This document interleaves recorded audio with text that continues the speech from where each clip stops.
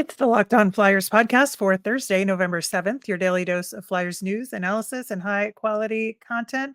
It is wondering if we can actually steal one against the Bolts tonight. Hmm.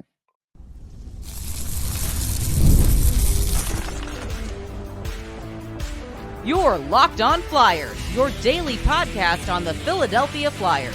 Part of the Locked On Podcast Network, your team every day. Hey there, and thanks for making Locked On Flyers your first listen every day. I am Rachel Donner. I've been podcasting about the Flyers, the NHL, and hockey for a decade. I'm here with prospect expert and Flyers credentialed reporter for 19 plus years, Russ Cohen.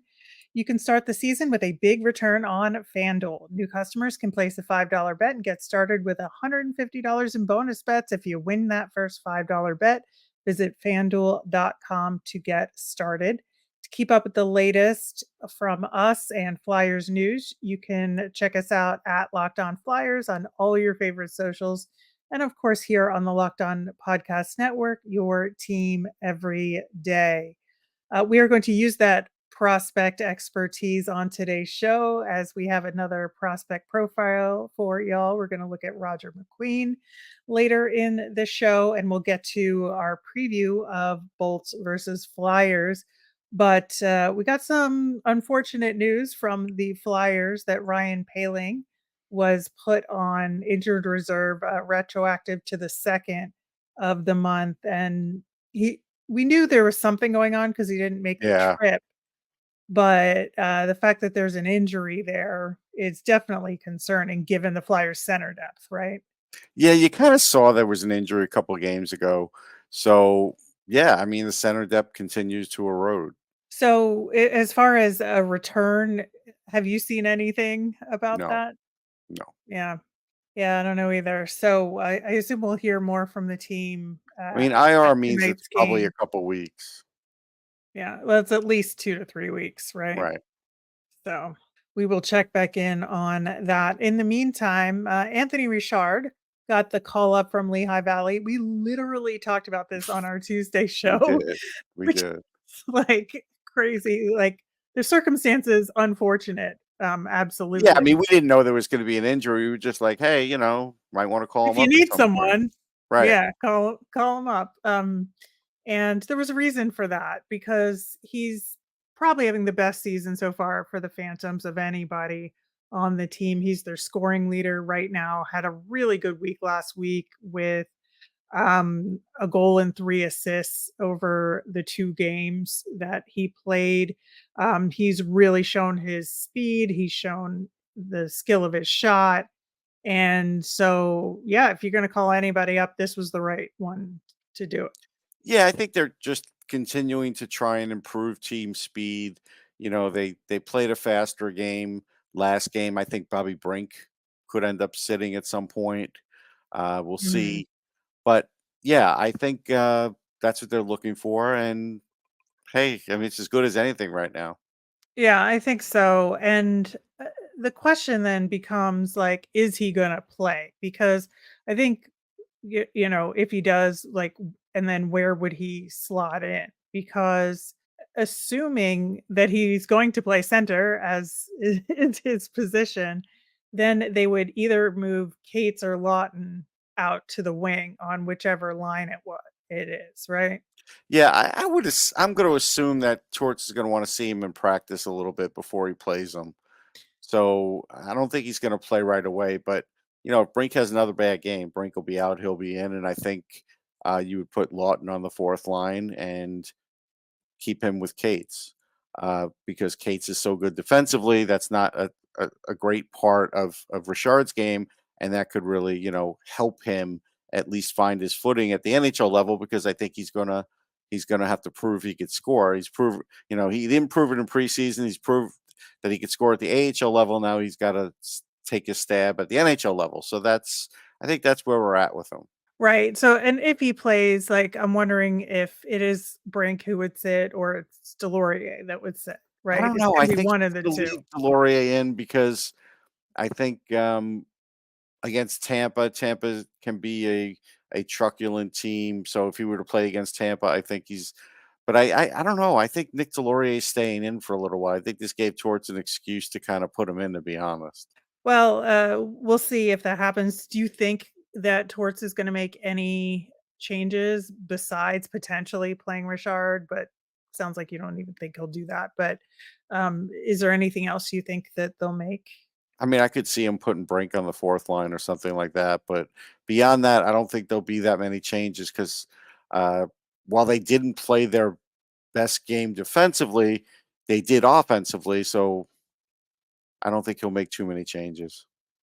Yeah, we also have not yet heard for sure who's gonna play in net for the Flyers for this game. We think it'll be Fedotov, but, well, we think it should be Fedotov. We think Let's it should be, but Yeah. as I talk to people, it seems like possibly the Flyers are just like riding out the week without Urson, and they're going to just play Kolosov because Torts doesn't really like Fedotov. So I think that's kind of where we're at the moment.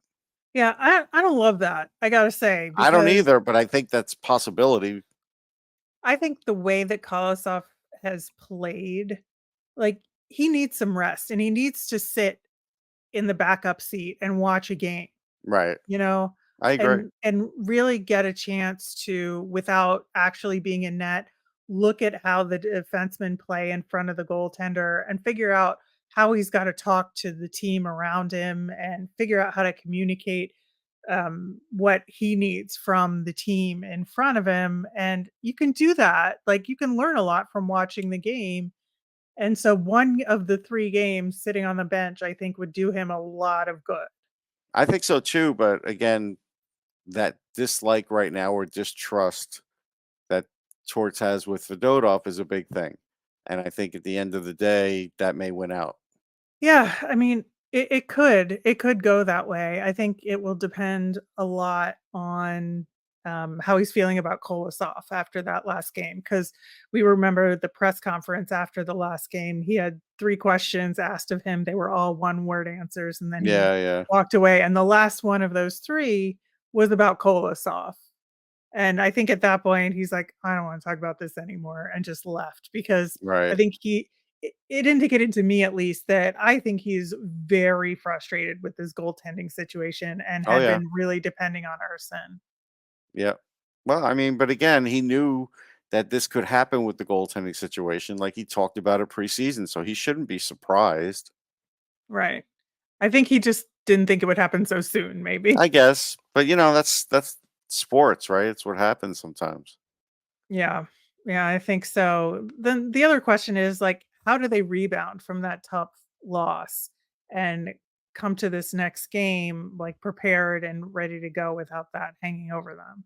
Yeah, I think they just have to, try and flush it and see if they could play a similar breakneck speed style with a little better defense.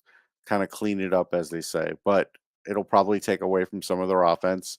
And Tampa's got some really heavy hitters on defense, McDonough and Hedman, and Perbix is a big guy too. So this is going to Mhm. be, an issue. I mean, again, this will be another game where Mitchkov's going to get hammered a bit, and that's it's going to be a challenge because right now Tampa's 4-1 at home. Like they don't lose at home right now.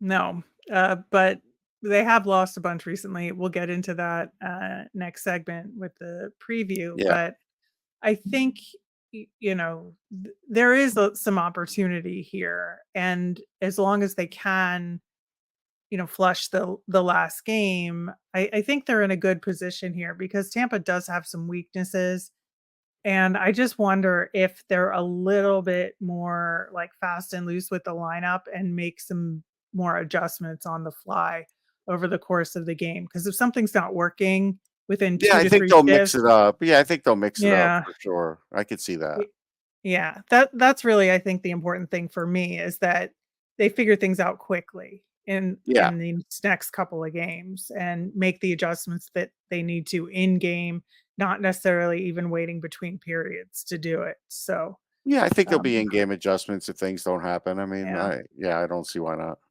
All right. Well, we will be talking about those Tampa Bay Lightning who have struggled a bit, but they've been on the road. We'll get into all of that and the where, when, and how coming up next. Some of the best concerts of the year take place in the fall, and it's my favorite time to head to a show. Gametime has a new feature called Gametime Picks that makes getting tickets for your favorite live events even easier. Gametime Picks filters out the fluff to show you only incredible deals on great seats so you don't have to waste time searching through thousands of tickets. My favorite part of the Gametime app is that it's great for getting notified about super deals so you know you're getting the best bang for your buck. Best of all, they have all in pricing, so there's no surprise fees at checkout when you activate the feature. Also, your tickets are sent directly to your phone, so you never have to dig through email. Download the Game Time app, create an account, and use the code LOCKEDONNHL for $20 off your first purchase. Terms apply. Again, create an account and redeem with the code LOCKEDONNHL for $20 off. Download Game Time today. What time is it? Game time. Hey, NFL fans, you can start the season with a big return on FanDuel, America's #1 sports book. So when you get a hunch in the middle of the game, forget having to have dozens of tabs open. You can check out the latest stats, view live paper play-by-play, and so much more on the same page where you place your bets. And there's so much more action besides the NFL with the NHL season underway. There's so many options for hockey fans. FanDuel has daily specials like total home team goals for the day, highest scoring game, fastest goal scored, and more. Go with the Washington Commanders this week, maybe on the money line. You'll get started with $200 in bonus bets guaranteed when you place your first $5 bet. That's FanDuel.com. On tomorrow's show, we will recap the Tampa Bay Lightning game. We'll look ahead to the Florida Panthers game happening this weekend. There's a lot going on, so stay tuned for that. With Tampa, the biggest story with them right now is Braden Point was out in their last game. Haven't seen anything that he's set to return for tonight's game against the Flyers, but don't know for sure. He was hurt in their loss to the Winnipeg Jets on Sunday, left the game and did not return. Again, did not play versus St. Louis. So, that is a huge, huge loss for them. The line with him and Kucherov and Jake Gensel, had the most ice time for Tampa this season, like by a mile. Like Right. they had the lion's share of all those, high quality situations, offensive zone starts, all of that. That was the line that got put out there. So without Point, that's a big adjustment. If he's out, I mean, he's day to day or game to game, as John Cooper said. I Mhm. think he might be in there, especially at home since he's had like those 3 days. I think there's a good chance he'll be in there. So I'm not counting him out. I'm going to play this like he's there. And Kucherov's just been on fire. And so, like, they're going to have an answer for him. It's going to be hard to shut him down. And, they have Hagel. Like, they have a lot of guys Yeah. that could put, points on the board. Yeah, and, you mentioned Hagel, that line, with Sorelli and Geeky, has been really good. Yes, Without Point, Sorelli and Hagel got matched up with Kucherov, which is also a terrifying line to it look at, is. right? So Yeah, the their top top 6 two. is very good. Yeah, the top 6 is very good, the bottom 6 is, but Right, they do the job. I mean, they've got pros on the 4th line in Girgensons and Glendening and Atkinson. I mean, we know those guys. Um, right. I'm sure Cam will try and get some revenge. Uh, Listen, if Cam Atkinson scores a goal against the Flyers, like, I mean, would not be shocked, first of no, all. no. But second of all, like, given his scoring woes while a Philadelphia Flyer, I think, just like twist that knife a little bit more, Yeah, right? but that's a professional, 4th line, and, Yeah. again, you know, Hedman, McDonough, Chernak. Those are their big guys, and then Perbix is still pretty good too. Vasilevsky. I mean, they're going to be hard to beat. I mean, this is a team that you can't play that same game that you played with the Hurricanes. If you do, you're not going to win it. And given that this is their first home game back after having a 3-game losing streak on the road, I think, there's a lot of incentive for Yeah, them. Cooper's going to Um, have them revved up. He will. For sure. That last game against the Blues, though, was absolutely nuts. Tampa was 0 for 3 on the power play, first off, which is very unusual. Yeah, And St. Louis had 18 giveaways in that game and still won the game. That's, like, the crazy part of it. That is. And that goes to show, like, you know, Tampa is having a little bit of problem shooting, right? And they'll be Yeah. the first to admit it. They have not been shooting the puck very much. They're taking those extra passes. And that's where it came back to bite them because they had gifted to them 18 pucks that, you know, they weren't able to do something with often enough to win that Yeah. game, only scoring two And this in is a that game that game. Cooper will wanna win, he has more wins than John Tortorella, and he is their most successful coach, and with Torts coming Mhm. back, I'm sure that's something where he wants to kind of, continue that. So this is gonna be a hard game. When Cooper revs those guys up, they're pretty good still. They're not the same as they used to be, but they have some high caliber guys. They do, and this is also not a hitting team or a shot blocking team at No. all. Well, they will hit on defense. Those guys, Yes. if you They're goad not a them into it, they forecheck will. hitting team. Right, they're not a forecheck hitting team, but guys like McDonough and stuff, they're gonna take shots at you. Yeah, That's fair, they though. will. They will, but yeah, they're not a shot blocking team, so if the Flyers can actually get some shots through in this one, that would be real nice, I would say. Yeah, it wouldn't hurt. Um, You did yeah. mention the Blues, and, I did see late last night that Dylan Holloway's doing better. I guess he could Oh, swallow that's now, and good. his airways clear because getting hit in the puck in the neck is no joke.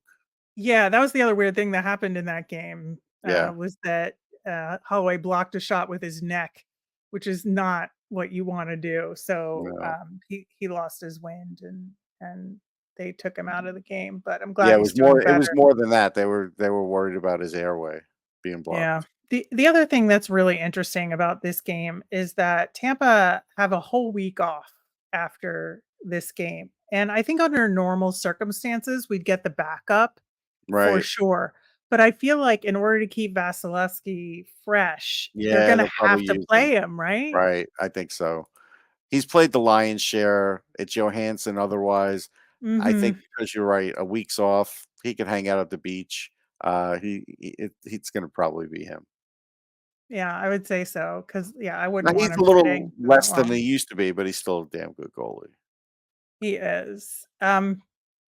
Talking about, some of the key stats for Tampa, I mentioned their shooting that they don't shoot a lot, but when they do, their shooting percentage is pretty high. It's 12.03 at 5 on 5, which is third in the NHL. And that, you look at who's on that team and you're like, well, of course, right? Yeah, because, guys like Point and Kucherov, they don't have to take a lot of shots. Their shots are so good, they're gonna go, there's a large majority that will go in. And so that's a big reason why, and a lot of times they go to the dirty areas, and that's something where they're good at. And so, yeah, if you're down low or at least on the hashes on the side of the net, yeah, shooting percentage goes way up. Right. And you know, their expected goals for this season is right around 25, but they've actually scored 32 so far. And that just goes to show like how good a shot overall this team is. But they're also scoring a lot from the slot. Looking at the kind of heat Yeah, I'm map not surprised of at their that. shots. Yeah, and that's something that the Flyers really have a difficult time with because it's not like directly net front. It's a little Yeah. outside the crease in Mhm. that area and kind of the low slot. And I think that the Flyers like have a problem because there's enough room to move around there that they allow guys to get open a little too much. Yeah, there was no question Netjes had too much room at times, in that Carolina game as an Mhm. example. Yeah, exactly. So I think that is something in particular in their defensive play that I would want them to pay special attention Yeah, to clog just up the because middle. yeah, just because Tampa is much better at that. They do allow a decent amount of high danger shots against again because they don't block shots. So Yeah, I think if the Flyers can get quality shots, maybe they'll have a chance here. and something to not take lightly would be, I think Kucherov is gonna wanna show and maintain dominance of being, like, the top Russian or the second best Russian in the league, Mm, and so I think he's gonna wanna show up Mitchkov if he can. I never really know how these guys interact They with each do. other, That's how they and work because it's there's a pecking order, and he'll be nice to him after the game, but during the game, he's gonna wanna, kick his butt. yeah, I guess so.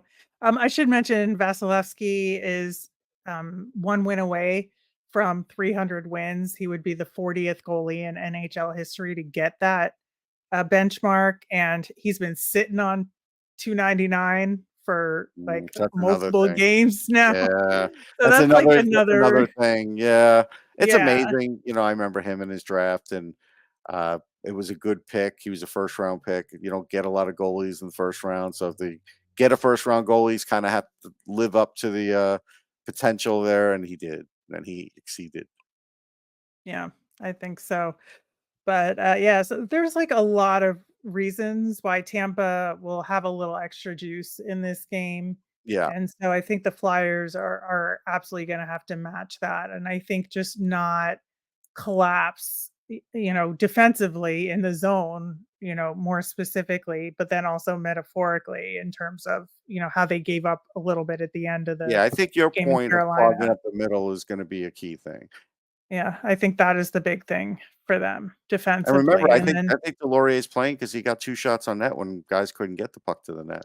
well, that's also something that Torts would do. So, and maybe he wants to put Delorier in just to have him in the lineup, because Mhm. of Hitchcock and all of that. But, yeah, so it should be a real interesting game. Looking forward to it. It is a national TV game, so it's pushed to 7:30, Mm. which is never a good time. That extra half an hour makes a difference. I don't It know why it does. does, but it Mentally, does. it just does. It's worse when you're in person, like, covering it. At home, I could live with Yeah, it a little better. yeah. All right, we are gonna switch gears and do a draft eligible prospect profile on Roger McQueen coming up next. We're driven by the search for better. When it comes to hiring, the best way to search for a candidate isn't to search at all. Don't search, match with Indeed.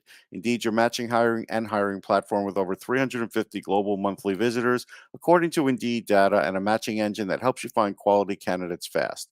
One of the things I love about Indeed is that it makes hiring all in one place so easy because you could avoid all that busy work. I use Indeed for scheduling, screening, and messaging so you can connect with candidates faster. And Indeed doesn't just help you hire faster. 93% of employers agree Indeed delivers the highest quality matches compared to other job sites, according to a recent Indeed survey. Leveraging over 140 million qualifications and preferences every day, Indeed's matching engine is constantly learning from your preferences, so the more you use Indeed, the better it gets.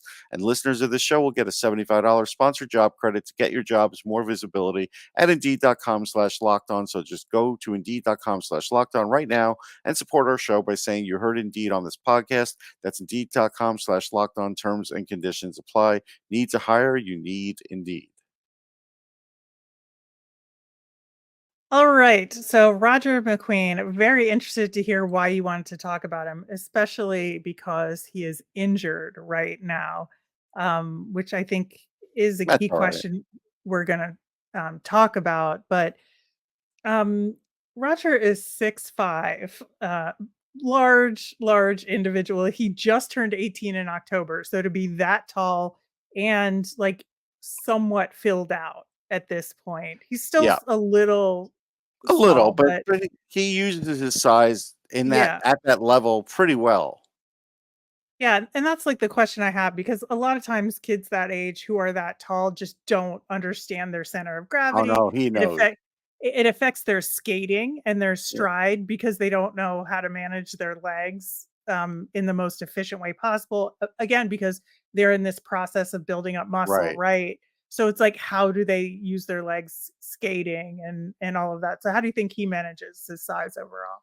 Yeah, I mean, he's a little more developed than most. I think he handles his stride really well. I think his skating has to come around a bit, but for the level he's at, it's fine. But yeah, his stride's really good. Nice long strides. He goes to the net. Like that's something that Right. at 6'5", he's going to continue to do throughout his career.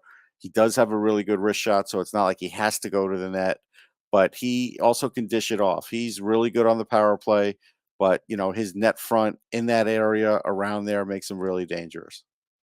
Yeah, he showed all of that in the clips that I watched of him, and really intriguing. He's ranked like second through ninth, like first Yes. round, kind of right now in the early stages from various outlets. I think that if he wasn't hurt, maybe there might be conversation of him, you know, taking a run at the first overall slot, but I don't know that that'll I don't happen think that's right gonna now. happen.